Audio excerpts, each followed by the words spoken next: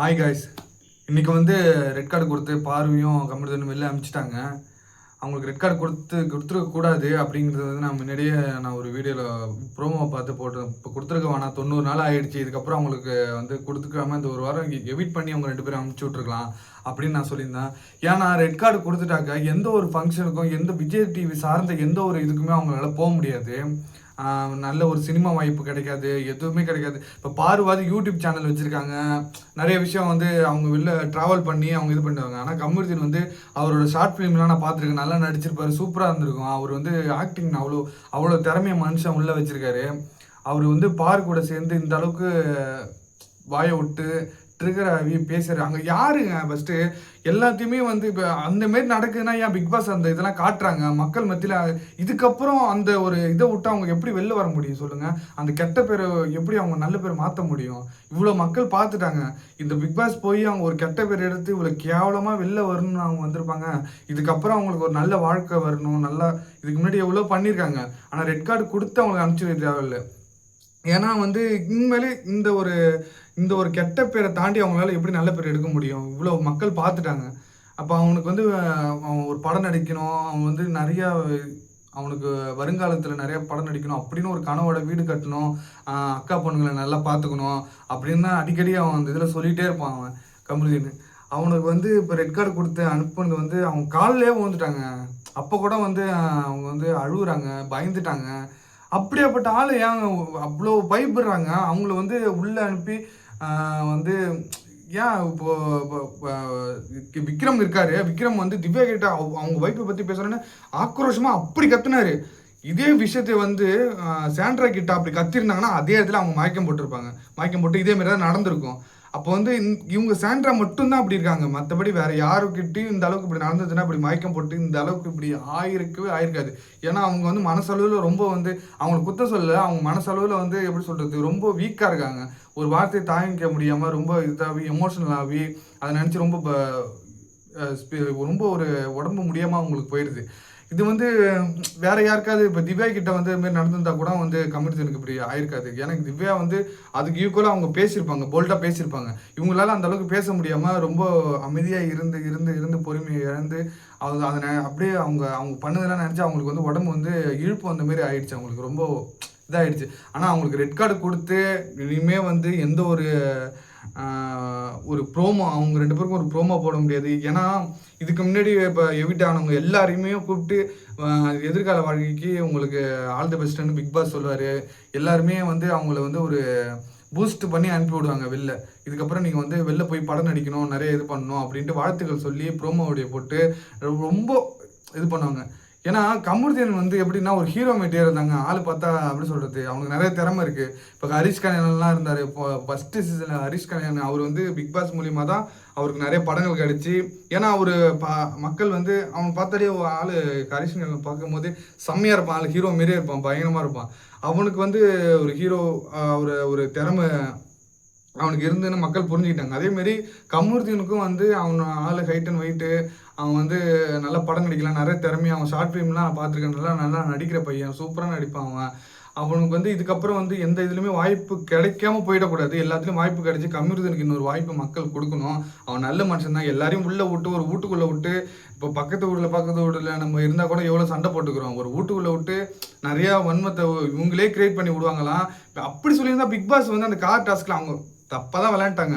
அப்போ அந்த செகண்டே அவங்கள வெளில தள்ளி அனுப்பிச்சிருக்கலாம். அந்த சண்டே இது நாளைக்கு அந்த சாட்டர்டே எபிசோடு வச்சு அவங்கள வச்சு கிழிச்சு உங்கள் வீட்டுக்கு போனாக்கா வந்து உங்கள் அம்மா அனுப்புவாங்க போங்க, உங்கள் அக்கா வந்து உங்களுக்கு நல்லா கொஞ்சுவாங்க போங்கன்னு சொல்லி அவங்கள கேவலப்படுத்தி ஒரு ரெட் கார்டுங்கிற ஒரு முத்திரையை குத்தி அனுப்பி அவங்கள பாவம் அவங்க அந்த அளவுக்கு பண்ணியிருக்க வேணாம். என்ன அப்போ அந்த வீட்டில் உள்ளவங்க அப்படின்னா எல்லாருமே நல்லவங்க, அவங்க வந்து கெட்டவங்க ஆகிட்டாங்களா? எல்லாருமே வந்து வார்த்தையை நிறைய பேர் விட்டுருக்காங்க, ரொம்ப இதாக பண்ணியிருக்காங்க. ஆனால் அவங்களுக்கு நீங்கள் எவிட் பண்ணி அனுப்பிச்சிருக்கலாம், புரியுதுங்களா? அவனுக்கு ரெட் கார்டு தான் கொடுக்கணும். எல்லாருமே வந்து அவனுக்கு ரெட் கார்டு கொடுக்கணும். மக்கள் எல்லாருமே ரெட் கார்டு கொடுக்கணும். ஏன் அவன் வாழ்க்கையை பற்றி யோசிக்க மாட்டீங்களா? நம்ம எல்லாரும் பேசுகிறோம், நம்ம எல்லாருமே நல்லவங்களா? ஒரு வீட்டில் நமக்கு ஒரு வீட்டில் விட்டு ஒரு தெருவிலே எவ்வளோ சண்டை நடக்குது. அடுத்தவங்களுக்கு பக்கத்து வீடு தான், அவங்களுக்குள்ளே எவ்வளோ போட்டி போகிறாம எப்படி இருக்குது. ஒரு 50 லட்சம் அதுமாரி டைட்டில் கொடுத்து இதுமாரி கேமெல்லாம் கொடுத்து அவங்களுக்கு வார்த்தையை விட்டு நிறையா விஷயம் அந்த வீடு பண்ணுது. பண்ணி அவங்களுக்கு ரெட் கார்டு கொடுத்து நீங்கள் அனுப்புறீங்க. அவங்கள வந்து நீங்கள் வந்து எவிட் பண்ணி அனுப்பிச்சிருக்கலாம். அவங்க பண்ணது மிகப்பெரிய தப்பு தான். அது தப்பே கிடையாது. அவங்கள நீங்கள் வந்து எவிட் பண்ணி இந்த வாரம் 2 பேரையும் எவிட் பண்ணி உங்கள் ஜோடியாக வீட்டுக்கு அனுப்பிச்சி விட்டுருக்கலாம். அதுக்கு பதிலாக அவங்களுக்கு ரெட் கார்டு கொடுத்துருக்க தேவையில்லை. ஏன்னா அவங்களுக்கு வந்து ஒரு மீடியாவில் இருக்காங்க. அவங்க மீடியாவில் வந்து ஒரு சின்ன தப்பு நடந்தாலே வந்து அவங்கள வந்து மக்கள் வெறுத்துருவாங்க. அவனை வந்து நெகட்டிவாக தான் பார்க்க ஆரம்பிச்சிருவாங்க. அதுக்கப்புறம் அவனை விருப்பமே பட மாட்டாங்க.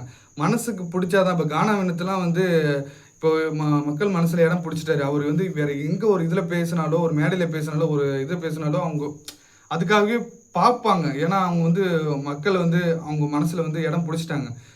அதனால வந்து இப்போ எவ்வளோதான் அழகாக இருந்தாலும், எவ்வளோதான் இது இருந்தாலும், பணம் இருந்தாலும் மக்கள் மனசில் இடம் பிடிச்சாதான். பணம் வச்சு நம்ம வாழலாம். ஆனால் மக்கள் மனசில் மீடியாவில் இருக்கிறவங்க மட்டும் இடம் பிடிச்சாதான் அவங்க வந்து தொடர்ந்து பார்ப்பாங்க. அப்போ தான் அவங்க பொழப்பு ஓட்ட முடியும். அதுமாரி அவங்களுக்கு வந்து ரெட் கார்டு கொடுத்து அனுப்பியிருக்க தேவையில்லை.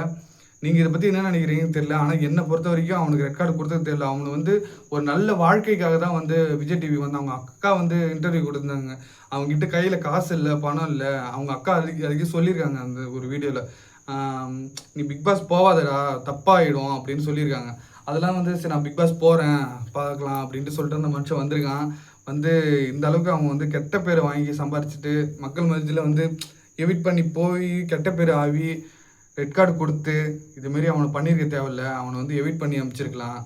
நீங்கள் வந்து எல்லாருமே வந்து ரெட் கார்டு கொடுங்க, மக்கள் எல்லாருமே ரெட் கார்டு கொடுங்க. ரெட் கார்டு இப்போ நம்ம வீட்லேயே ஒரு பையன் தப்பு பண்ணிட்டான், ரொம்ப தப்பு பண்ணிட்டான் இன்னும் வச்சுக்கேன், அவனை வந்து நம்ம விட்டு கொடுத்துருவோம்ல, அவனை வந்து அவன் வாழ்க்கையை வந்து அழிச்சிடணும் அப்படின்னு நினைப்போம்ல. இப்போ ரெட் கார்டு கொடுக்குறதுங்கிற மாரி வந்து நம்ம வீட்டில் ஒரு பிள்ளை வந்து நம்ம வார்த்தையை விட்டுட்டான், நம்ம தெருவில் ஒரு நம்ம ஊருக்காரன் ஒரு பையன் ஒரு வார்த்தையை விட்டான், அவன் மேலே கேஸை போட்டு உள்ள தள்ளிடலாம் அப்படிங்கிற மாதிரி நினைக்கலாமா? அது தப்பு தானே. அவன் வாழ்க்கையை வீணாக போயிடல. அதேமாரி தான் இந்த ரெட் கார்டும்.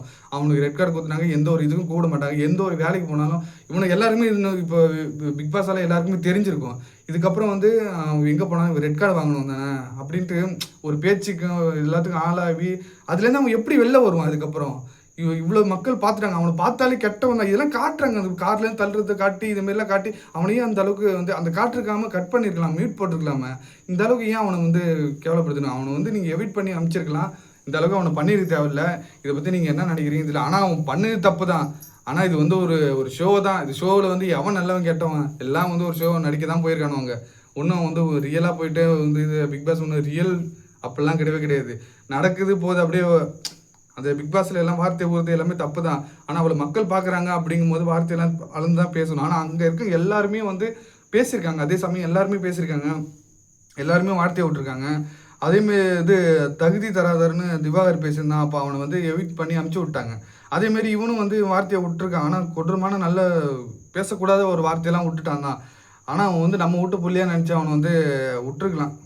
எப்படி சொல்கிறது, அவனும் வந்து நம்மளை நம்பி தான் வந்து ஒரு மீடியாக்குள்ளே வரான். அவன் மக்களோட சப்போர்ட் அவனுக்கு வேணும் அப்படிங்கிறதுனால தான் அந்த மீடியாக்குள்ளே அப்போ தான் பழப்பு ஓட்ட முடியும். அவனால் மக்களோட சப்போர்ட் இல்லைன்னா அவனை வந்து எப்படி அவன் இது பண்ண முடியும்? அதனால் வந்து அவனை வந்து கை விட்டுறாமல் அவன் வந்து இன்னும் நிறைய படம் அவன் நடிக்கணும், நல்ல வாய்ப்பு வரணும். பாவம் அவனை வந்து வெறுக்காதீங்க. அவன் நல்ல மனுஷன் தான். அவன் இந்த ஷோ இதை நம்மள அப்படி ஆக்கிடும். நம்ம இங்கே உட்காந்துட்டு நம்ம எப்படி வேணாலும் பேசிடலாம். ஆனால் உள்ளே போயிட்டு அவன் கேம் விளாண்டு இத்தனை நாள் ஒரு 90 நாள் வந்து அவன் வந்து கேம் விளாண்டுருக்கான். கேம் விளாண்டு பார்வதியும் சரி அவங்களும் சரி எவ்வளோ கண்டென்ட்டு அவங்கள பற்றி பேசியே பழப்பு ஓட்டிகிட்டு இருக்காங்க. அந்த மாரி வந்து அவங்க 2 பேர் தான் அவ்வளோ கண்டென்ட் கொடுத்துருக்காங்க.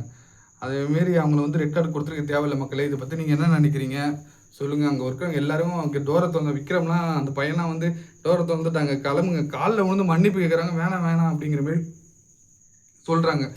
ஏன் அப்படி சொல்கிறாங்கன்னா அவங்களுக்கு என்ன ஹவுஸ் மேட்டுக்கு என்ன வந்திருக்கு, அவங்க போனால் நல்லது தான். அவங்களுக்கு யார் நம்மளுக்கு வந்து பணப்பொட்டி அடுத்த வாரம் பணப்பொட்டி வருது, இவங்க 2 பேரும் இருந்தாக்க இதனால் ஏதோ இது வரும், அப்புறம் டைட்டில் கிடைக்காம போகிறது அவங்களுக்கு வந்து பெனிஃபிட் தான். ஆனால் மக்களை வந்து யோசிங்க, அங்கே இருக்க எல்லாருமே வந்து நல்லவெல்லாம் கிடையாது.